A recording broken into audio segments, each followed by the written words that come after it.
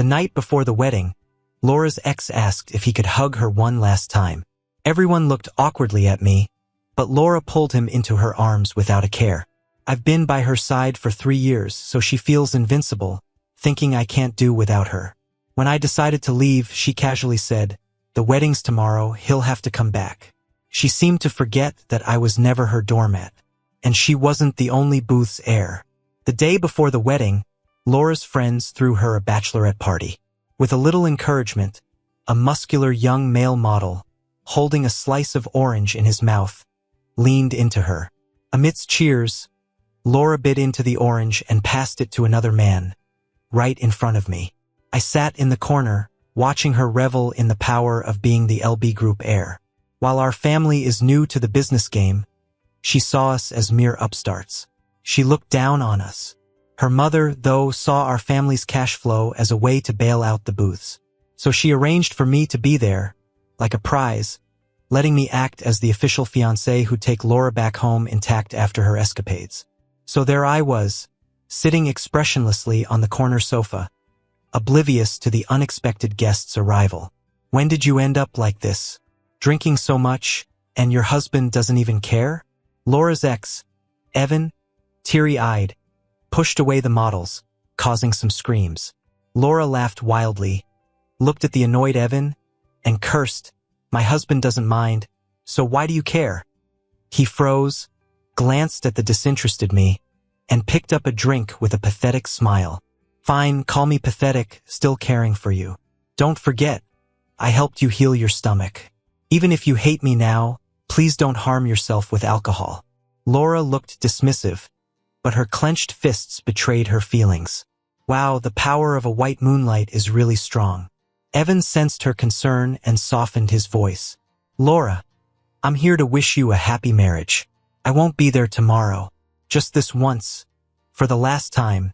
Can you hug me?" His eyes were red, occasionally glancing at me, filled with thorns yet full of humility.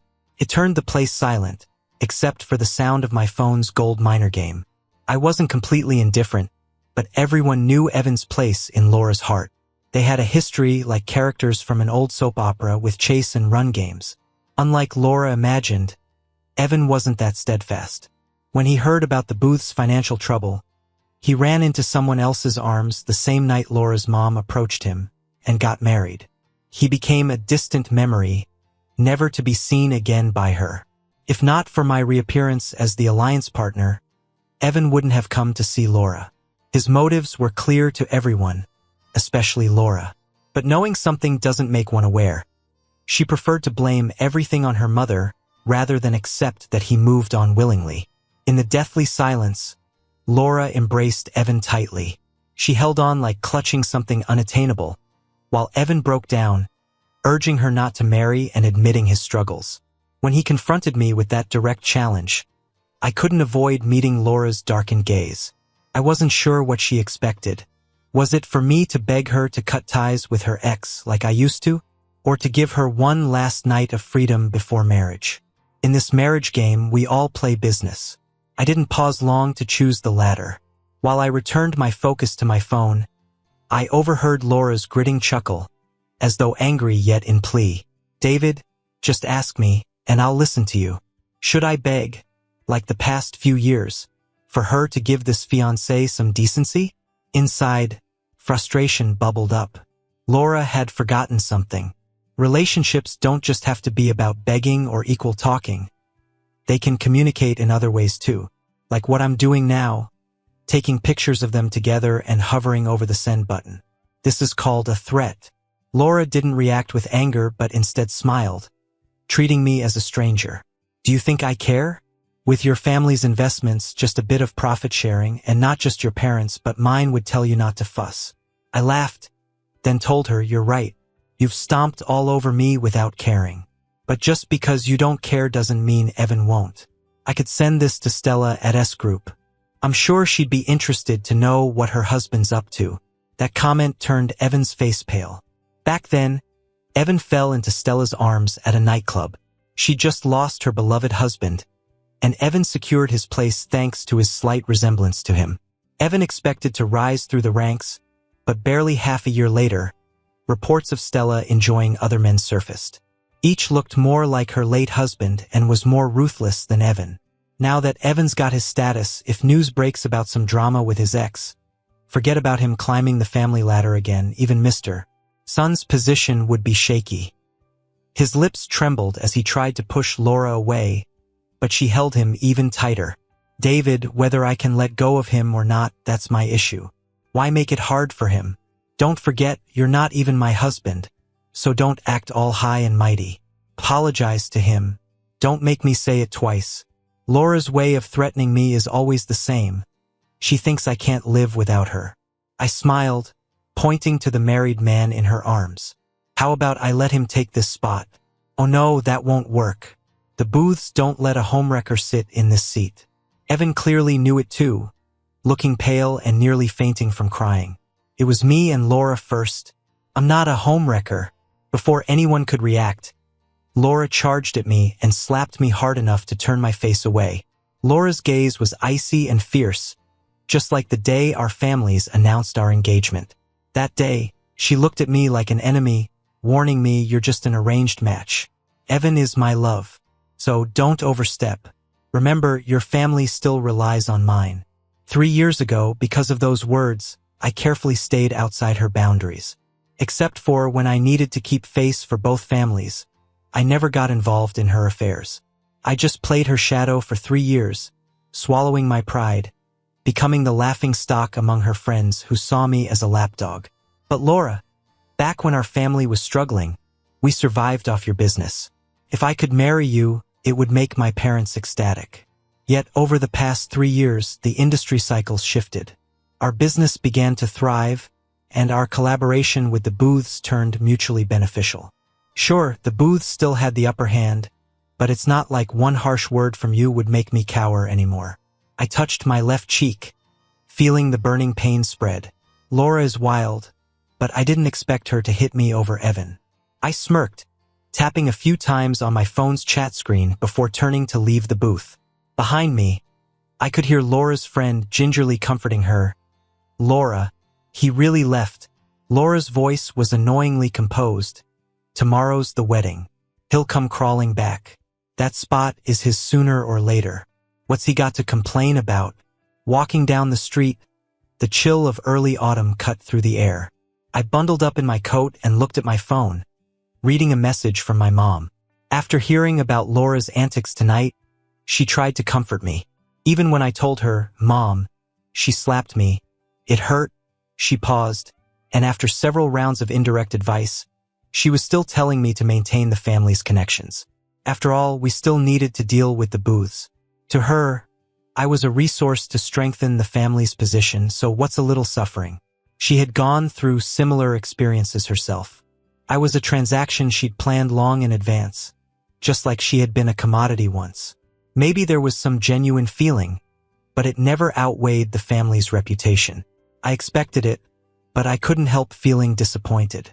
I dropped my phone into my bag and looked up at the street corner. A woman in a navy blue coat had been waiting for a while. She gently placed a chilled drink on my cheek, massaging it back and forth, and softly said, Laura's always been like that, spoiled rotten, never valuing what's handed to her. But stick with her and you'll have a stable life. Unlike with me, I'm never the Booth's first choice. A future with me wouldn't be the easiest path. Are you sure you want to choose me? Vivian's voice was low and husky, her eyes kind and passionate. Even though this would benefit her, she still kindly laid out everything in front of me. She was Laura's half-sister. Her mother had died from complications after giving birth to her, and her father swiftly remarried, saying Vivian needed a mom. Laura's mom was indifferent at first, until one day she found a photo of Vivian's mother in her husband's safe. The resemblance was uncanny. It might even fool her at a glance. It was like some twisted version of substitute romance. From then on, Vivian was a thorn in Laura's mother's side, especially as Vivian grew and began to shine in business. Laura, meanwhile, continued to make poor decisions as heir. The stark contrast, the pressure from shareholders, and complaints from the board only deepened that resentment. During Vivian's toughest times, Laura's mom tried to squash her. Then she met me. I was kicked out from the private room for catching someone cheating, drowning my own sorrows at the bar. We were both down and out. Now that I think about it, we're perfectly matched. I linked my arm through hers, sensing her body tense, then pointed at the metal billboard on the street corner. Our reflections looked perfect together. Vivian, I don't want to be a pawn in business. You don't want to be overshadowed by your ditzy sister, right? Laura is too arrogant, thinking I'm still hung up on him. You're the better choice. I'm willing to invest $4 billion in idle funds as a token of our alliance, so don't let me down. Vivian pulled me into her embrace, chuckling softly. No feelings. Huh? I caught a hint of regret in her voice, but there was no way to ask her about it. David, if you choose me, I don't need any sort of oath. But thanks, you know what? Tomorrow I'll get you a gift too. How about that? Vivian took me back to her small apartment she bought downtown. From the window, you could see the LB Group's billboard and the big floor-to-ceiling windows of the CEO's office at the top floor. Inside was cozy, and the alcohol in my system made me recklessly bold. I just sprawled right on her bed, no hesitation. I'm just borrowing our future wedding bed for a moment. Hope you don't mind. Vivian did a quick wash-up and came out of the bathroom. I don't mind, but I honestly suggest a face mask, or you might regret it tomorrow. After all, tomorrow you're the main guy, meant to outshine everyone. On the way home, I kept nagging her about what she's planning for tomorrow, but Vivian remained tight-lipped, teasing my curiosity to the limit. It's late at night now, and Vivian surprised me with her persistence. As if untiring, she carefully brought a bowl of warm water and cleanser, treating me like a regular at a beauty parlor. After cleaning me up, she put on a face mask and started massaging my temples with gentle fingers. My phone buzzed a couple of times. It was Laura with some placating message. Evan was drunk today and talking nonsense. Don't let it get to you. The heir of the booths, in her mind, thinks that just one soft word deserves forgiveness from everyone. Annoyed, I deleted her nonsense and just turned off my phone. For the past 20+ years, my life was first filled with hectic studies, then burdened by the shackles of a marriage alliance.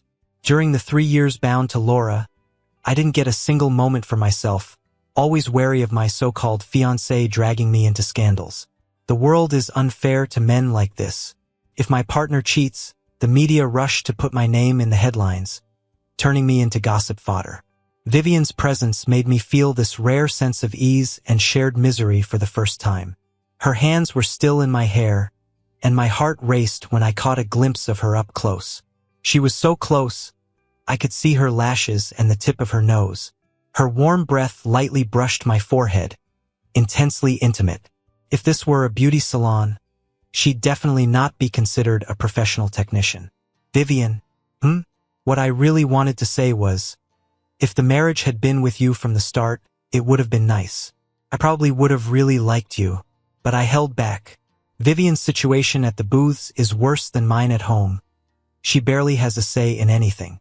I didn't want to touch on her sore points, so instead, with a reddened face, I simply said, "You look really nice.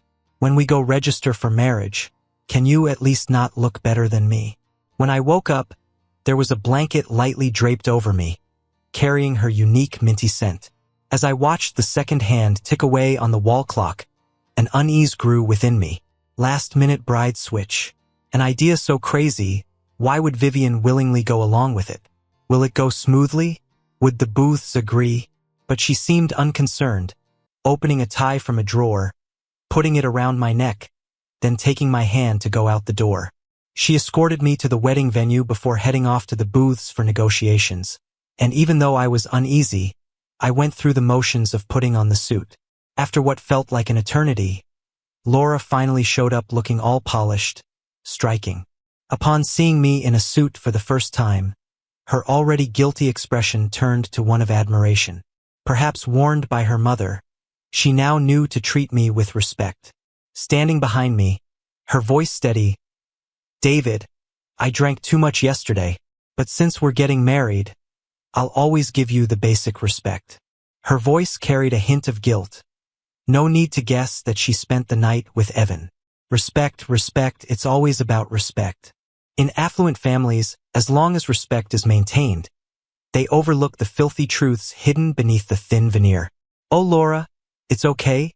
You might not believe this, but I'm not interested anyway. Her frown deepened, and perhaps out of lingering guilt, she unusually refrained from cutting me down. She wanted to come closer, but I had the makeup artist boot her out. She showed that slightly hurt expression again, murmuring just before leaving, "David, whether you believe it or not, Evan and I didn't go all the way last night." Kissing, hugging wasn't crossing the finish line for her. She said it casually, as if not going all the way meant she kept her perfect woman status intact. Absurd. She probably hasn't seen the news yet. Someone copied the bar's CCTV, and pics of her and Evan snuggling through cracks in doors were already sparking the tabloids' interest. Where the tabloids know, most circles will know, and Evan's wife won't just let this slide. So I could see it coming. He'd definitely try to win Laura back, risking everything, at all costs. My phone was buzzing non-stop. Of course. You know the suit you're wearing was originally chosen by Laura for me, don't you? Evan's taunting texts came rolling in, and suddenly I got what Vivian's surprise was. I couldn't help but smirk. Laura, with your future and your first love at stake, what will you choose? With music playing and guests seated, I walked in my custom suit towards the center of the hall. Then the planned accident happened on cue, finally letting me breathe a sigh of relief. Even if the wedding's on hold, I didn't want to recite lifelong vows with Laura. Felt like bad luck. Evan, also in white, burst into the crowd, shouting at Laura on stage. "Laura, I missed out once because I was a coward. I don't want to miss you a second time." He wasn't wrong. That suit does look better on him. It's like it was made just for him. But he didn't come alone. There was a woman with him, pretty face with a slight bump showing. Evan looked like he was staking his claim, shielding the woman behind him. "This is our baby, 13 weeks along. It was through surrogacy. It's our child. Even if your family doesn't want me, you sure don't want the baby too, right?" I stood there, stunned. I didn't expect Evan to pull the surrogacy card. For the past 3 years, I didn't expect Laura to love me, and didn't think she'd stay pure. But I didn't expect her to lack even basic respect for a marriage arrangement. It's ridiculous, right? The bare minimum for these high society marriages isn't even fidelity. Just don't have an illegitimate child. And she couldn't even meet that low bar. I stood tall, walked right up to Laura, and slapped her with all my might. "Laura, just returning the slap, consider yourself lucky. Evan is still Stella's husband, and if this surfaced after Laura and I got married, forget the already declining booths, it would also hit my family with the wrath of public opinion. How dare she?" The groomsmen, young rich heirs with ties to my family, all blunt and outspoken, piped up, 13 weeks? And the bumps that big? She must be hiding a pillow in there. Lots of guys want to climb the social ladder these days. They'll use any trick. Don't be too upset, bro. The booth's people could hear the little lord's words loud and clear, and Laura's face kept twisting. Her dream love labeled as a money grubber with no scruples, and she couldn't afford to offend those speaking. It was a bitter pill to swallow. "David, I'll make it right. I didn't what? You gonna claim you two didn't sleep together? Need the media to post the bedroom photos before you'll admit it? But surrogacy, there's no way he went through with that. He was just being reckless this time." Laura barely finished when Evan threw a whole stack of surrogacy contracts and test results into the air. Gasps and shouts filled the room. Even if she's hiding a pillow or exaggerating for dramatics, the surrogate mother is indeed 13 weeks pregnant. And news of her and Evan's affair was hot gossip thanks to the tabloids. Laura's face turned pale, speechless. 13 weeks. Right when Laura and I announced our wedding. Laura wasn't over her first love, and Evan couldn't let go of being adored by her. They just couldn't wait, getting back together all over again. The guests were buzzing louder and louder in shocked whispers. Laura's mom almost fainted with rage, grabbed the water cup beside her, and threw it in Evan's direction. Maybe it reminded Laura how Evan suffered for her because of her mother's temper, and she instinctively rushed off stage to shield him in her arms. Yet again, in front of everyone, she dragged my face through the mud. "Laura, do you even know what you're doing?" Laura's mother's scream snapped Laura back to a sliver of rationality. She awkwardly let go of Evan. Too late, though. From the moment Evan appeared in a white suit, the media exploded. The paparazzi waiting outside, like hyenas, with cameras ready to exploit any scandal. Laura's position in LB Group was already shaky, propped up by her parents and my family's support. With Evan's stunt today, forget getting promoted to general manager, she might not even stay as a vice president. I noticed my mother, who always told me to bear everything, gripping Laura's mother's sleeve tightly. Her well-maintained face was flushing red with suppressed anger. Maybe she remembered her own wedding scandal, when her husband's yacht tryst with a server went public, something that haunted her even after silencing the media. Looking across the room, her teary gaze met mine. I think she called my nickname, looking heartbroken. Who knows if it was for me or her precious image. I pinched myself hard, forcing tears, then dramatically collapsed into a warm hug as everyone watched. I'm the undeniable victim here, fainting on scene and getting sent to the Westside Hospital. Despite the booths trying to contain it, a few blurry photos and audio clips escaped, and the rumors spread like wildfire. So the whole town knew. While everyone speculated if our families would clash, I sat on my hospital bed and declared to the reporters, "Thank you all for your concern and support. As a son who owes so much to my parents, I won't let my grievance harm their well-intentioned plans. I trust the booths will handle this properly." The business between the grants and the booths has been ongoing for years. Even if there's a shift in standing, you can't sort things based on strength alone. Everyone knew tearing the families apart would leave both sides battered. As the eldest grant, and a victim of this farce, I gave a weary smile to the cameras, still insisting on easing my family's burden. It made anyone who saw it want to shed a tear or two. My parents visited me a few times, aware of my little ploys but said nothing. With public opinion encouraged by me, the grant stock soared, the assessments mostly beneficial to our shares. Beneficiaries don't speak up. That's a lesson I've learned from my sister over the years.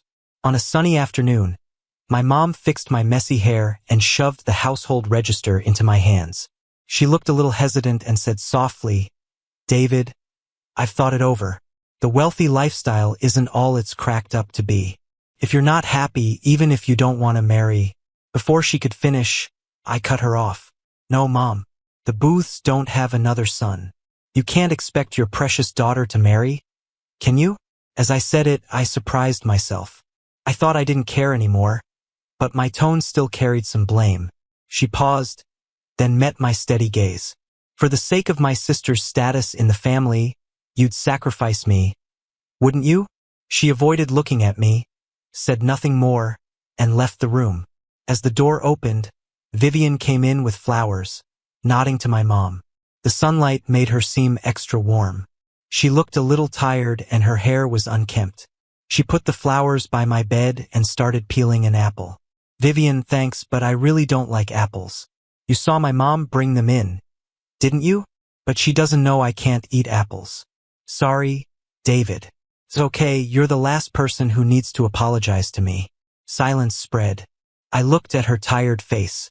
"You seem exhausted today. Are you okay?" She paused and then shyly said, "I'm okay. I thought you said that on the day we get the license I shouldn't look better than you, so I purposely didn't sleep last night." She placed her household register on the bedside and pulled out a ring. "David, even if this is a partnership, you deserve a proper proposal. Thank you for choosing me when I had nothing. So if I have the honor of sharing part of your life, it will be my lifelong honor." She humbly kissed my hand but didn't force the ring on me. Her left hand already had a simple band, as if it said she was willingly attached to me. A paper I assumed to be a prenuptial agreement lay open. It stated that Vivian willingly gifted me 10% of the LB Group's shares before marriage. "I don't have much, but I can give you everything I have." If Laura's mom heard this, she'd probably be furious. 10% of a public company is a huge amount for any individual shareholder. Laura's mom had spent over 20 years trying to acquire shares both openly and covertly and didn't have more than 3%. I couldn't restrain my tears. I pretended not to care for so long that when someone finally offered me their heart, I couldn't pretend not to be moved. "I will. My fingers trembled a bit as I put the diamond ring on my left ring finger. It fit perfectly. How nice. It was designed just for me. Finally, I didn't have to give up to someone else. David, what are you two doing? Laura stood at the door holding apples, her face as pale as paper. Vivian didn't even turn around, just smiled contentedly after seeing me wear the ring. It suits you. This was custom made just for you. No one else will flaunt the same thing in front of you. Vivian didn't turn around, her words dripping with sarcasm. Laura's shaky voice came again. It's not. I can explain the suit Evan had. He took my phone and contacted the designer without my permission. I didn't let him. Her explanation was weak, but luckily I didn't have to care anymore. Since the wedding fiasco, Laura had been locked away by her father. She'd really screwed up this time. The scandal at the wedding caught the entire LB group off guard. If Vivian hadn't handled the media in time, the fallout would have been much larger. Laura was temporarily demoted, and Vivian, being the hero, took her place. Vivian's performance and abilities were recognized by everyone. Her rise to the top was well-deserved. Even Laura's mom couldn't stop it despite her best efforts. I heard Laura's mom yelled at her husband, "She's just an illegitimate child. Why don't you help your daughter instead of helping her?" His response was icy. Enough. Compared to Vivian, Laura is the unwanted one in my heart. If it weren't for your eyes being like Vivian's mom's, do you think you could have married into the booths? How Vivian's mom died can be hidden for some time but not forever. I've been too good to you and your daughter all these years. Laura's mom slumped to the ground in defeat. Now, it was clear who won and who lost. Laura's mom visited the hospital a few days ago as well, though I pretended to faint right in front of her, giving the media plenty to talk about. Now, with Laura visiting me again, I wasn't sure if she snuck out or if her mom was desperate, sending her for a last-ditch effort. But Laura, I gave you a chance. I did for 3 whole years. You didn't cherish it. Who's to blame for that? Vivian and I officially registered our marriage, and I smiled genuinely for once in our wedding photos. The actual wedding was scheduled for the next spring. We planned to leverage its publicity for the booth's new product launch. Vivian worked tirelessly preparing for the wedding, juggling work and choosing the ceremony's decor and gift boxes. I committed to overseeing the marketing for the product launch, ensuring nothing went wrong. With the grant's $400 million investment, I needed to maximize this resource. If the stock price rose along with sales, I'd be the happiest man alive. Whenever we discussed wedding details, she'd talk about hers, and I'd talk about mine, leading to her giving me a look full of reproach. Do you prefer Laura's wedding plans over mine? Drop it, Vivian. Quit imagining things. Last night, we went through the gift list all night and barely slept the next day. Time's flying by, and the wedding date is sneaking up. But honestly, it's not really sinking in for me. I've got this mix of happiness and an uncontrollable anxiety. I think I'm starting to really like Vivian a lot. The more I like her, the more afraid I get. And the more afraid I get, the more I just want to run. So I ran to my therapist's office. He told me to try accepting kindness from others, to enjoy the process of being happy. Relationships, he said, will naturally build and crumble. Your happiness isn't wrong, and neither is your sadness. When I was a kid, after my sister was born, it felt like my parents took all their love back overnight. My most vivid memory is waking my sister up once while eating an apple and getting whipped for it. It hurt bad, and when I cried out, my mom slapped me, telling me to stop crying and not wake my sister. Since then, I've been terrified of love being snatched away. I've been hiding my feelings, scared of falling into some fake, beautiful fantasy, only to wake up and find myself on a tightrope over a cliff. But it's kind of magical being with Vivian. It feels like I don't have to tiptoe around our relationship. Before I know it, I'm already smiling. I've started channeling more energy into little day-to-day things, instead of worrying when our marriage might hit a rough patch. Tonight, the wedding photo company sent us the pictures. I picked a few and posted them on social media, almost forcing myself to take the first step. After hitting send, I pressed the phone against my chest. My heart was pounding like a drum. Then Vivian posted right after, filling her feed with 9 pictures of me. I had this thought, half joking, worrying Laura might somehow find her way to us through the online world. I didn't expect Evan to show up at my door before her. After getting the marriage certificate with Vivian, I moved into her place downtown. Hardly anyone knows where we are. But the next day, after posting my pictures, Evan somehow tracked us down and stood outside all day. I got home around 8:30 p.m., holding some KFC, only to find him there. He, who was always so proud, was now on his knees begging for mercy. He claimed that as long as I'm upset, Laura wouldn't give him a break. He went on about how Laura said if I went back to her, she'd send him and his child to a foreign country for life. He was begging me to save him like it was a huge favor. Seeing him there, I got a little mad. Where did he get off saying I don't love Vivian? My gaze softened a bit, looking down at him. Here he was, just a kid from nowhere trying so hard to fit into this world.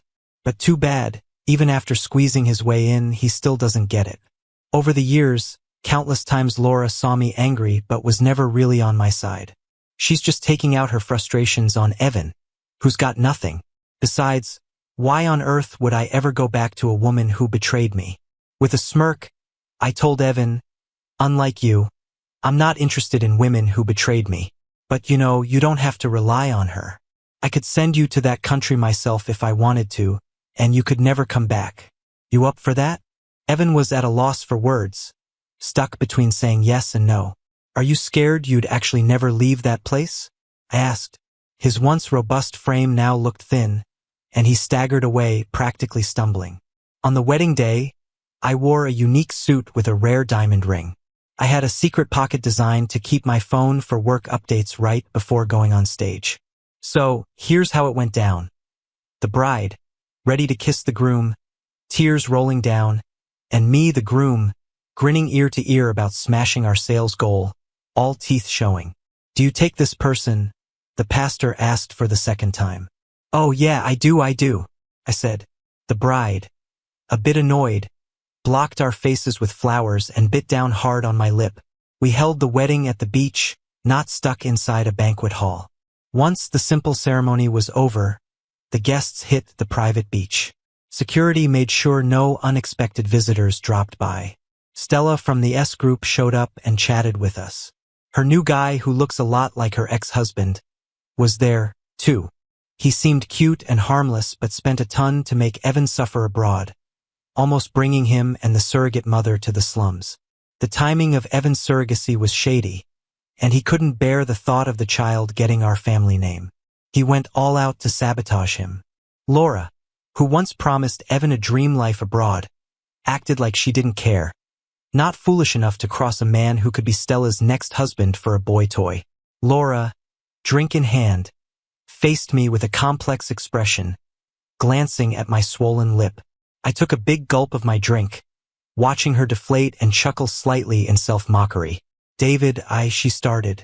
You should call me brother-in-law, I said. Vivian barged in so aggressively that Laura could barely keep her smiling facade intact. If Evan hadn't messed up our ceremony last time, would we have been together by now? Laura's eyes began to redden, giving the illusion she loved me deeply. Does it matter, though? Are you upset only because your once unshakable confidence vanished as you lost me and Evan as options? So why pretend to be so heartfelt now? But I really didn't. I made up my mind to marry you and settle down. I chuckled sarcastically.